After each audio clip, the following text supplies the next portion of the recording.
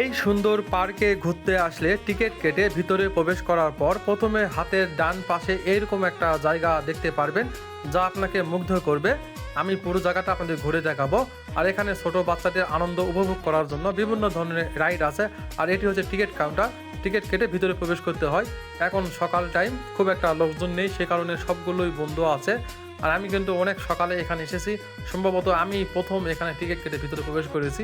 যেহেতু আমি অনেক দূর থেকে এসেছি, এই জায়গাটা ঘুরে দেখব, পাশাপাশি আরও বেশ কিছু স্পটে ঘুরবো।